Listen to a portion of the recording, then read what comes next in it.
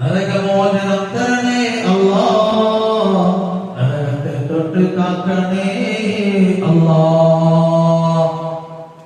ഈ ദുആയാണ് അല്ലാഹുവിന്റെ വിശുദ്ധമായ ഖുർആനിലൂടെ അല്ലാഹു പഠിപ്പിച്ചല്ലോ. തന്റെ ജീവിതത്തിൽ ദുആ കൊണ്ട് ധന്യമാകണേ സഹോദരി. അല്ലാഹുമ്മ ഇസ്സൽ ഇസ്ലാം വൽ മുസ്ലിമീൻ, അല്ലാഹുമ്മ ഇസ്സൽ ഇസ്ലാം വൽ മുസ്ലിമീൻ. അല്ലാഹുവേ മുസ്ലിമുകളെ ഇസ്സത്തിലാക്കണേ അല്ലാഹ്. അല്ലാഹുവേ സംരക്ഷിക്കണേ അല്ലാഹ്. കാവാലികന്മാരുടെ കണ്ണിൽ നിന്ന്, ശത്രുക്കളുടെ കണ്ണിൽ നിന്ന്, വെടിയുണ്ടകളിൽ നിന്ന് സംരക്ഷിക്കണേ അല്ലാഹ്.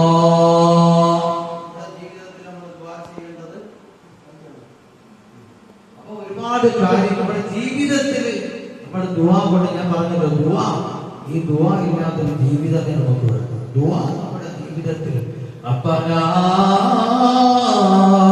ഹബ്ലനാ വഅസ്വാജനാ വദുരിയാതിനാ ഖുർറത അയൂനിൻ വജഅൽനാ ലിൽമുത്തഖീന ഇമാമാ.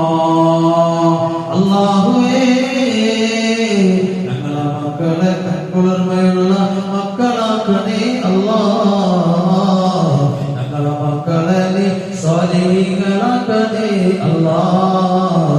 ഞങ്ങളെ മക്കളെ നീ വല്ല മക്കളാക്കി മാറ്റണേ അല്ലാഹ്.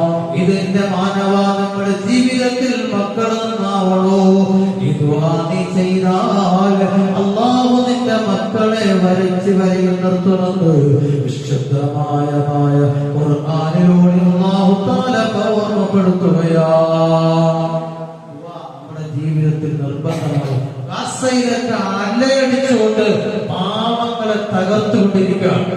എന്റെ പ്രിയപ്പെട്ടവരെ, വെള്ളം ചോദിച്ചതിന്റെ പേരിൽ കൊന്നൊടുക്കുകയാണ്. ഭക്ഷണത്തിന് വേണ്ടി ചോദിക്കുന്നവരെ കൊന്നൊടുക്കുകയാണ്. ഇതൊക്കെ നമുക്ക് അല്ലാഹുവിനോട് പൊട്ടിക്കരഞ്ഞ് ദുആ ചെയ്യണം. അല്ലാഹു സ്വീകരിക്കുമാറാവട്ടെ.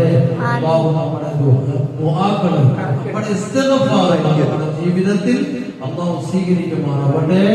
നാളെ പരലോകത്ത് അല്ലാഹുവിന്റെ സവിധത്തിൽ വരുമ്പോ ആ സവിധത്തിൽ നമ്മുടെ നന്മകൾക്ക് അല്ലാഹു അത് പിടിച്ചു കൊടുക്കാതെ ആ നന്മ നന്മയായി സ്വീകരിക്കുകയും തിന്മയെ അല്ലാഹു കരിച്ചു കളയുകയും ആ നന്മയുടെ സ്വർഗീയമായ സർട്ടിഫിക്കറ്റ് അല്ലാഹു നമ്മുടെ കരങ്ങളിൽ നൽകി അനുഗ്രഹിക്കുമാറാവട്ടെ. ഈ സ്വലാത്തിന് വന്നിരിക്കുന്ന എന്റെ പ്രിയപ്പെട്ടവർ, എന്റെ ശബ്ദം ശ്രദ്ധിക്കുന്ന നാട്ടിലുള്ളവർ, രോഗിയായി സ്വലാത്തിന് കടന്നു വരാൻ കഴിയാതെ വീടുകളിൽ